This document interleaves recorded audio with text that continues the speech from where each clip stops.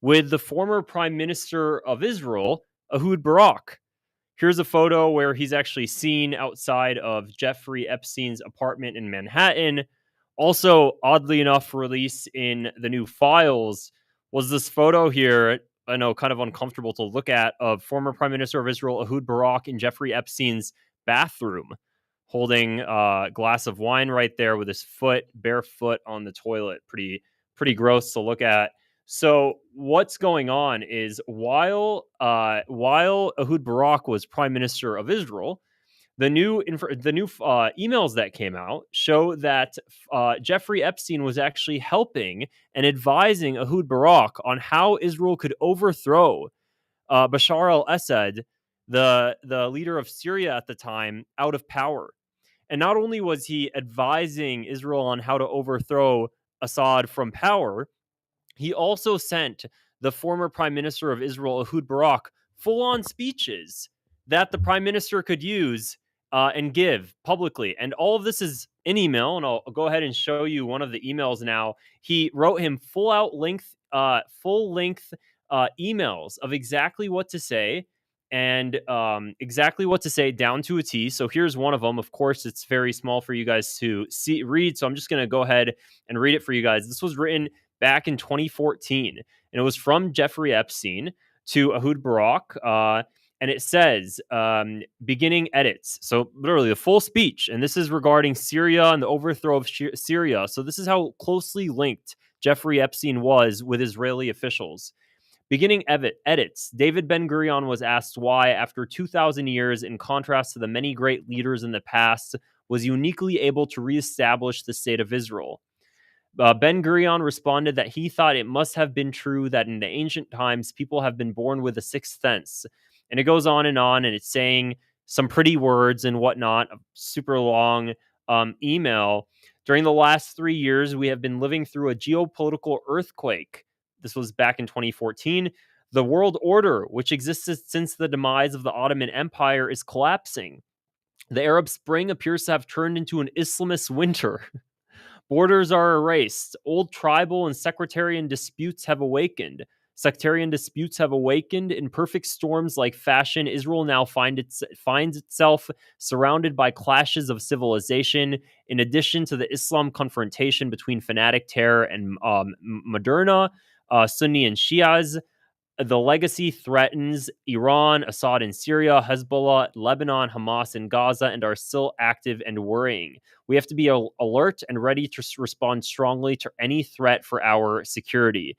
And it goes on and on and on. However, there is, in my opinion, no way to achieve peace but to move forward with Palestinians. A precondition to seize such an opportunity is a mighty, sober, self-confident Israel in strong alliance with the United States, and Israel which can deter or defeat any combination of regional powers.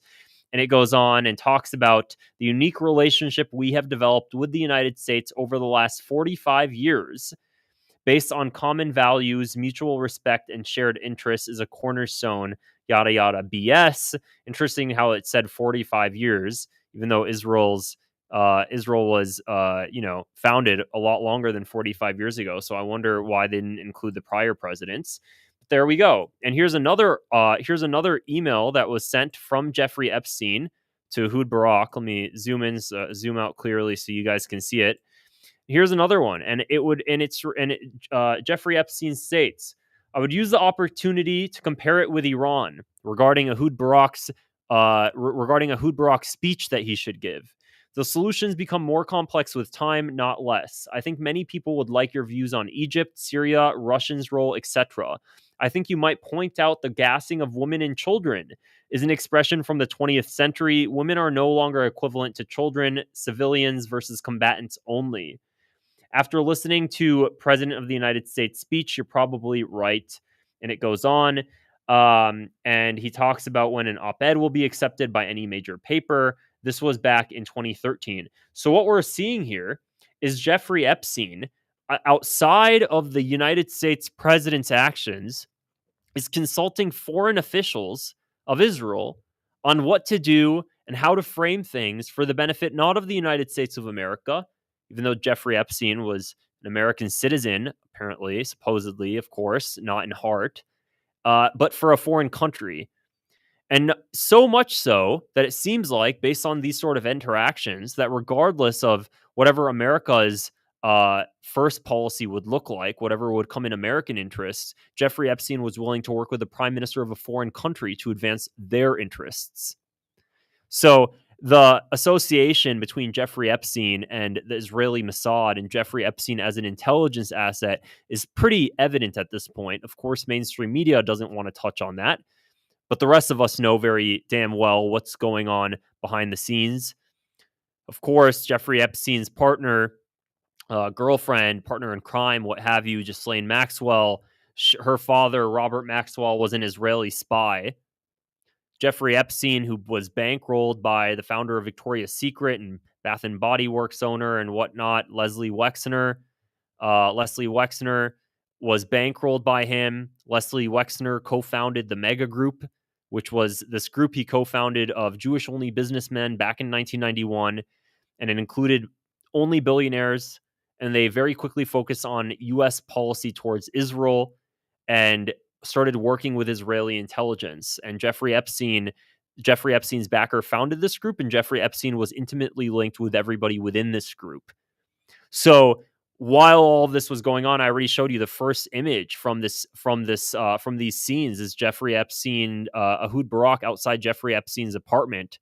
Now we're seeing that Jeffrey Epstein is exchanging emails with him on how to formulate a speech. In a previous video I made earlier today, just a couple videos ago, it was shown that Jeffrey Epstein was linking Ehud Barak, the prime minister of Israel at the time, with Peter Thiel. God knows what they're doing together or what they're discussing. So Jeffrey Epstein and his relationship with Bill Clinton as well. I made a previous video on that. So we're starting to see now that Jeffrey Epstein's entire agenda was on the betterment of one little project in the Middle East known as Israel, while America seemed like a business or a tool, some sort of pawn for him to use in his grand scheme of benefiting a foreign country. So he was very much so an intelligence asset for Israel. If you don't see that at this point, I don't know what to tell you. This photo just disgusts me. Just showing it because these are the kind of people that that run our governments, and where our governments are subservient to a country in the Middle East that clearly has no interest in benefiting America and will actually go out of its way to America's detriment and use spies in America to do what it needs to do to advance its interests in the region. So, pretty shocking and alarming emails to be reading here. Let's see what else there is. Ehud Barak was reporting his Russian contacts to Jeffrey Epstein before reporting them to the Mossad. Legitimately insane bombshell. So, this is how close Ehud Barak was, it seems like. And this is coming from Drop Site News. And then here's another one. Let me go ahead and share my screen here so you guys can see this as well. Drop Site News also does some really awesome work when it comes to investigative reporting. So I'm a big fan of their content. Ryan Grimm's he writes a lot of pages for Drop Site News as well. Jeffrey Epstein leaked emails from former Prime Minister Israeli Prime Minister Ehud Barak reveal that Jeffrey Epstein helped open a secret back channel between Israel and Russia during the Syrian civil war, planning a meeting with President Vladimir Putin to discuss removing Bashar al-Assad and promoting a Russian-led peace plan. Between 2013 and 2016, Epstein advised Barak on messaging to the Kremlin, coordinated with Israeli intelligence contacts, and used his elite network to shape U.S. and Russian policy debates over Syria and Iran. Their collaboration, revealed by a trove of Barak's emails hacked by Handala, also advanced Barak's global business ventures and Israeli security goals. Though their effort failed to unseat Assad, it deepened covert ties between Moscow and Tel Aviv. And here's some of the emails here. We can just kind of go through them and see. Dear George, think of Syria, Iran's elections, nuke program. Okay, and this lengthy email here discusses a bit more about this covert operations in Syria and whatnot, chemical weapons and what have you. So while the United States, of course, Russia is one of the United States' greatest enemies, is what we're told in all of this, Jeffrey Epstein was working with foreign intelligence to push the interests of Israel, even if it meant going against and working with a U.S. adversary like Russia. Pretty shocking information. These emails that I just read regarding this drop site news, drop site news expose was written on October 31st, so it was a little bit of ways ago. The most recent ones that I shared earlier in this video were just discovered within the past 16 hours. So that's about it for this video, guys. If you found this interesting, would really appreciate the support, clicking the subscribe button below. And also, if you haven't clicked and became a member yet, please go ahead and do so. I'll be making some member-only videos here shortly as well. Otherwise, that's the last video for today. Hope you guys found this interesting, and I will see you guys